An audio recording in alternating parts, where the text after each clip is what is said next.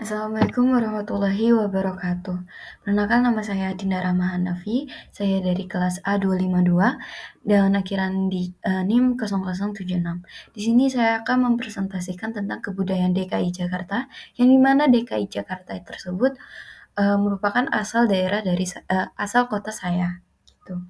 Sebelum itu kan di sini ada berbagai macam warna ya. Ada merah jingga, biru, hijau, kuning, dan pink. Di sini aku menjelaskan warna merah jingga yaitu Jakarta Pusat yang memiliki makna yaitu sebagai piece atau mikrolet dari Jakarta. Apa sih mikrolet? Itu semacam angkot versi besarnya mikrolet. Sekarang sih udah jarang ya, atau bahkan udah nggak ada. Atau kita bisa lambangkan atau bisa diartikan sebagai DJ atau Persija yang sering banget menggunakan warna merah jingga. Harusnya lebih oranye ya warnanya.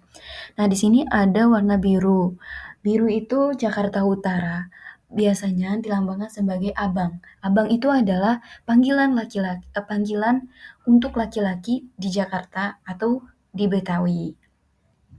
Atau warna birunya itu semacam uh, sering mewarnai ada warna biru muda yaitu angkot, biru tua yaitu Transjakarta yang lagi ramai-ramainya di Jakarta banyak gitu. Nah, yang ketiga ada warna hijau, yaitu Jakarta Timur, eh, Jakarta Selatan. Warna hijau ini melambangkan Betawi. Jadi Betawi itu mempunyai warna-warna hijau. Kalau kalian sering lihat warna rumah adat Betawi itu warnanya seringnya warna hijau. Atau kalau kalian lihat di Jakarta dulu seringnya warna hijau rumah-rumahnya gitu. Nah, yang keempat adalah warna kuning, Jakarta Barat, yaitu menggambarkan gigi balang, warna kuning gigi balang. Kalau kalian nggak tahu gigi balang itu adalah kalau ada rumah adat Betawi dan biasanya itu ada yang di bawah genteng itu namanya adalah gigi balang. Gigi balangnya tuh ada banyak dan sering banget berwarna-warna kuning gitu. Yang terakhir adalah warna pink, yaitu Jakarta Timur yang menggambarkan tentang warna none. Nah, tadi kan ada abang, ini adalah none, abang none gitu. None adalah panggilan perempuan, panggilan untuk perempuan di Jakarta atau Betawi gitu. Kita lanjut ya, kita move on dari warna-warna tersebut, kita lanjut ke ciri khas yang biasanya ada di DKI Jakarta atau yang biasanya dikenal dari DKI Jakarta atau hal-hal baru atau budaya baru dari DKI Jakarta yang mungkin kalian belum tahu. Kita mulai dari yang paling kalian kenal, yaitu Monas. Adalah singkatan dari Monumen Nasional, yang dimana sebuah tugu peringatan setinggi 132 meter yang terletak di Jakarta Pusat, Indonesia, dan menjadi ikon kota serta simbol perjuangan kemerdekaan bangsa Indonesia gitu. Mungkin kalian udah kenal ya sama Monas tersebut gitu. Nah, tinggi banget bukan 132 meter. Nah, 132 Monas ini dibangun di bawah ide presiden pertama kita yaitu Pak Soekarno yang ingin memiliki monumen setara dengan Menara Eiffel yang ada di Paris. Nah, karena kan Pak Soekarno itu kan sebagai insinyur ya, insinyur Soekarno. Makanya dia ingin mencetuskan ide membuat Monas. Desain yang terpilih adalah karya arsitek Frederick Silaban. Makanya bentuknya itu seperti ini desainnya. Nah, kenapa sih bentuknya itu seperti ini, punya tugu? Maksudnya lambangnya tuh kerucut di atas tapi gede di bawah gitu ya. Tugu Monas ini dilambangkan sebagai lingga. Yang ini atau kejantanan. Sedangkan pelantaran cawan yang melambangkan yoni atau kesuburan. Makanya bentuknya itu agak besar ya, melambangkan kesuburan gitu loh. Nah, keduanya merupakan lambang keharmonisan dan kesuburan bangsa Indonesia. Nah, selain dari bentuknya nih, angka-angka dalam desain Monas juga memiliki makna sakral. Seperti tinggi dalam pelantaran cawan ini sebenarnya 17 meter dan tinggi Museum Dasar 8 memiliki 8 meter yang mempresentasikan tanggal dan bulan kemerdekaan Indonesia, yaitu 17 Agustus atau 17 di bulan 8. Nah, di bagian dasar tugunya ini juga terdapat museum yang berisi 48 diorama mengenai sejarah Indonesia dari masa penjajahan sampai pembangunan nasional. Nah, ini tugunya ini juga kan ada warna emas nih, disebut sebagai lidah api kemerdekaan. Warna emasnya juga beneran dilapisi emas, yaitu, seberat 35 kilogram. Nah, tahun 1995, lapisan Monasnya ini ditambah sehingga menjadi 50 kilogram untuk memperingati 50 tahun kemerdekaan Indonesia. Dalam proses pembuatan Monas tersebut, yang awalnya dimulai pada 17 Agustus 1961 sempat terhenti akibat peristiwa gerakan G30 SPKI dan baru dilanjutkan pada tahun berikutnya hingga selesai dan diresmikan pada 12 Juli 1975 oleh Presiden Soeharto. Makanya bentuk seperti ini baru diresmikan pada tahun 1975 gitu.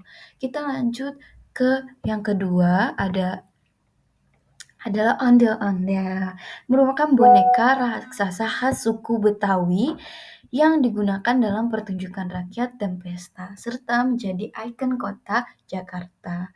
Dulu nih bentuknya itu lebih seram boneka ondel-ondel karena diciptakannya itu sebagai sarana penolak bala dan roh halus, serta menjaga kampung dari bahaya dan penyakit.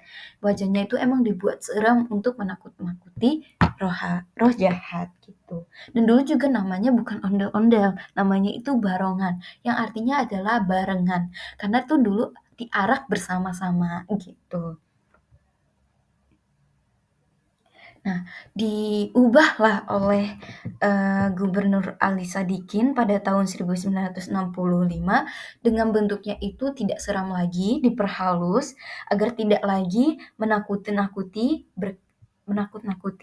dan agar anak-anak lebih menyukai boneka khas Betawi ini. Selain berubah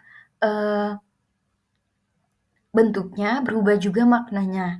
Yang awalnya maknanya sebagai menakut-nakuti roh jahat, berubah menjadi bermakna yang melambangkan kekuatan, ketegaran, serta keharmonisan dan menjadi ikon kota Jakarta. Sekarang anak-anak kecil bahkan menyukai ondel-ondel dan mengharapkan ondel-ondel sering ada di sekitar rumahnya. Jadi dulu tuh mungkin sebagai arak-arak bersama ya gitu, arakan gitu. Sekarang malah ondel-ondel tempatnya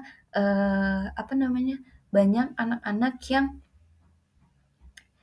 memanfaatkan ondel-ondel untuk mencari nafkah gitu dan mengelilingi kampung-kampung yang ada di Jakarta. Dan biasanya itu anak-anak kecil yang sering melihat dan sering membayar kayak 1.000, 2.000 gitu. Dan walaupun seperti itu tetap saja ondel-ondel ini juga ada festival untuk pembuatan ondel-ondel. Maksudnya kayak dibuat besar-besaran raksasa, siapa yang paling bagus dalam bentuk ondel-ondelnya. Dan setelah itu semacam apa sih namanya? Arak-arakan ya? Bukan. Pokoknya mereka kayak jalan kayak fashion show gitulah ya untuk ondel-ondelnya dari yang besar, bentuk merah, putih, biru, warnanya gitu. Untuk menampilkan siapa yang paling bagus dalam membuat ondel-ondel. Bahkan ada yang besar, ada yang kecil khusus anak-anak, sedang itu ada yang kecil banget gitu, khusus anak yang paling kecil gitu. Dan ondel-ondel juga mempunyai lagu ya, yaitu yang lagu ondel-ondel yang berjudul Ondel-Ondel yang diciptakan oleh Benyamin Sueb pada 1971 yang akan mempopulerkan nama ondel-ondel. Nah, filosofi dan ciri khas bentuknya nih, ondel-ondel tuh selalu berpasang-pasangan. Bisa ada sendiri-sendiri juga, tapi biasanya selalu berpasang-pasangan, yaitu ondel-ondel laki-laki dan perempuan yang dilambangkan keharmonisasian antara pria dan wanita. Dan laki-laki biasanya dilambangkan dengan warna merah, yaitu kejantanan, dan perempuan dilambangkan dengan putih, yaitu kesucian. Nah, juga ada hiasan kembang kelapa nih. Di sini nih kembang kelapa yang memiliki arti yaitu pohon kelapa yang dimana pohon kelapa itu punyai bagian yang bermanfaat di setiap bagiannya, makanya ingin mempunyai manfaat gitu. Dan biasanya acara-acara dari ondel-ondel ini diiringi oleh musik tanjidor atau gambang kromong atau rembana gitu. Yang biasanya yang kalau mencari nafkah biasanya diiringi dengan itu gitu. Kita lanjut ke yang ketiga yaitu ada palang pintu. Mungkin banyak yang nggak tahu ya tentang palang pintu ini. Baru dengar apa sih beneran bentuknya tuh palang pintu? Enggak ya. Jadi ini tuh sebuah tradisi khas Betawi yang menggabungkan seni silat dan seni pantun dalam prosesi adat, terutama saat pernikahan atau penyambutan tamu kehormatan. Benar, kalau kalian bilang palang pintu tuh beneran menghalangi, benar sebenarnya artinya tuh penghalang dan pintu adalah beneran akses masuk. Namun tradisi ini tuh bukan beneran bentuknya itu palang pintu. Tradisi ini lebih dari sekedar menahan. Ini adalah simbol ujian dan komunikasi sopan santun atau ada. Mungkin nah ini tuh biasanya dan ini berasal dari legenda gitu. Yang asal-usulnya dari cerita rakyat Mirah Singa Betina dari Marunda yang hanya mau menerima suami jika bisa mengalahkannya dalam adu silat. Jadi gini ceritanya, secara singkat aku akan jelasin. Jadi sebenarnya mempelai pria ini ingin melamar atau melaksanakan pernikahan ke mempelai wanita dari kawasannya ke kawasan mempelai wanita dengan membawa jawaranya. Ini bentuk jawaranya, mempunyai baju kayak gitu ya. Apa namanya? Topi peci, pakai baju khas Jawara atau kalau kalian kita kenal itu si pitung ya, dengan bentuk seperti itu. Dan tapi biasanya itu sekitar 3 sampai 4 orang gitu. Dan yang mewakili dari mempelai pria dan yang mempelai wanita di kawasan wanitanya juga mempunyai jawara sendiri juga bentuknya sama seperti ini 3 sampai 4 orang yang berguna yaitu menghalangi makanya palang menghalangi jawara dari mempelai pria gitu dan diadulah mereka dalam bentuk seni silat dan seni pantun gitu. Jadi biasanya yang jawara salah satu jawara tuh bentuknya awalnya mulai dari pantun, ingin masuk. Hey, kita ini mempelai pria ingin masuk ke dalam kawasan wanita. Seperti itulah ya, gitulah ya. Prosesi itu bertujuan untuk menguji kesiapan, kemampuan, dan komitmen calon mempelai pria untuk masuk ke dalam kehidupan baru dan menghormati nilai-nilai keluarga mempelai wanita. Udah tuh mereka pencaksilat kadang bawa golok gitu sehingga akhirnya mempelai pria bisa masuk ke dalam kawasan gitu. Biasanya menang jawarannya. Nah, palang pintu ini adalah cara untuk melestarikan identitas budaya Betawi, memperkuat ikatan komunitas, dan menunjukkan kehormatan terhadap warisan budaya leluhur. Maksudnya ikatan komunitas, biasanya jawara-jawaranya ini ada komunitas sendiri, dan biasanya mereka dilatih untuk melakukan pantun, dan biasanya pantunnya itu ada cendaka gitu ya. Dan nasihat untuk maksudnya berisi humor dan nasihat-nasihat pernikahan gitu dan juga biasanya dilatih adu silat bawa gini dan biasanya mereka udah terlatih gitu kan. Nah selain untuk pernikahan palang pintu juga untuk menyambut tamu kehormatan contohnya kayak seperti pelantikan jabatan di DKI Jakarta. Nah lanjut ke yang keempat yaitu adalah lenong Betawi adalah seni rakyat, teater rakyat tradisional Betawi yang menggabungkan komedi, musik, tari, dan sila diiringi musik gambang kromong dan menggunakan dialek Betawi. Nah, ini biasanya lenong Betawi itu berasal dari maksudnya perpaduan antara kesenian gambang kromong dengan lawakan menjadikannya bentuk teater rakyat Betawi yang memandukan unsur drama, musik, dan komedi. Nih. Nah, asal dari nama lenong tuh dari pedagang Tionghoa yang bernama Lien Ong yang sering menggelar pertunjukan teater untuk menghibur masyarakat. Nah, namanya itu diubah menjadi lenong kalau di Betawi gitu. Dulu pertunjukan lenong bisa berlangsung sangat lama, bahkan semalam suntuk dari setelah Isya hingga menjelang subuh gitu. Nah, biasanya lenong ini bernuansa humor dan kadang kasar, karena dialog dalam lenong seringkali mengandung kritik sosial terhadap isu-isu politik dan ekonomi masyarakat yang terjadi di masa kini. Nah, biasanya juga di lenong tuh ada improvisasi, bagian penting dari pertunjukan lenong, di mana aktor harus bisa merespon reaksi penonton secara spontan untuk menciptakan momen-momen segar dan autentik.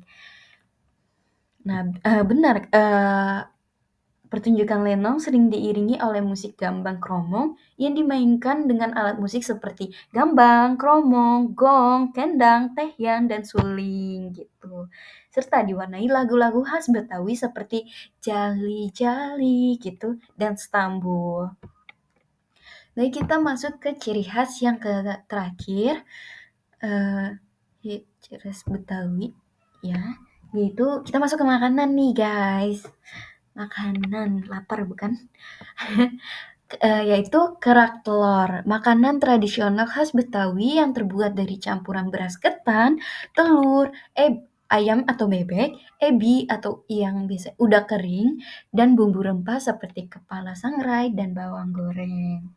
Jadi asal-usul dari kerak telur tuh tercipta dari inovasi masyarakat Betawi, Manteng, pada masa penjajahan Belanda yang mencoba mengganti makanan omelet yang berbasis mie dengan bahan lokal seperti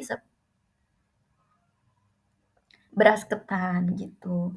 Jadi dulu kerak telur ini makanan elit gitu, makanan bangsawan Belanda karena terbuat dari bahan-bahan lokal yang unik dan dimasak dengan cara tradisional. Nah, biasanya nih, bentuk keunikan dari kerak telur tuh ada cara masaknya, yang di mana itu, eee, wa dia tuh dimasak di atas arang dan wajannya itu dibalik, ada pertunjukannya sendiri gitu dalam pembuatan kerak telur. Dan biasanya itu anak-anak dari, anak-anak Jakarta tuh sering banget nontonin tentang kerak telur, nggak tahu sih beli apa enggak ya, karena dulu tuh anak-anak, Jakarta tuh jarang yang suka sama kerak telur, cuman sukanya sama pertunjukannya aja gitu. Nah itu, wajannya tuh dibalik ke atas arang panas untuk mematangkan bagian atasnya. Kan kalau misalnya dari bawahnya itu kurang matang, jadi dibalik. Dan itu biasanya nggak tumpah ya guys. Nah itu untuk menciptakan kerak dan renyah-renyahnya dari kerak telur. Kerak telur juga disebut sebagai fast food ala Jakarta, asik ya. Karena Jakarta Selatan nih, sebutannya fast food. Jadi karena proses pemasakannya itu relatif cepat, biasanya cukup 15 menit untuk satu porsi. Nama dari kerak telur ini juga memiliki mengandungkan makna kepemimpinan, di mana telur berperan sebagai pemimpin dalam menyatukan berbagai rempah dan bumbu yang berbeda menjadi satu kesatuan yang harmonis. Itulah arti dari kerak telur dan itulah akhir dari presentasi saya. Gitu. Mungkin ada sedikit. Baik, mungkin begitu terakhir dari presentasi saya dan saya akan akhiri dengan pantun, yaitu biru laut seperti kolam, ikan paus pandai menyelam. Dari lubuk hati yang paling dalam, saya tutup presentasi dengan salam. Assalamualaikum warahmatullahi wabarakatuh.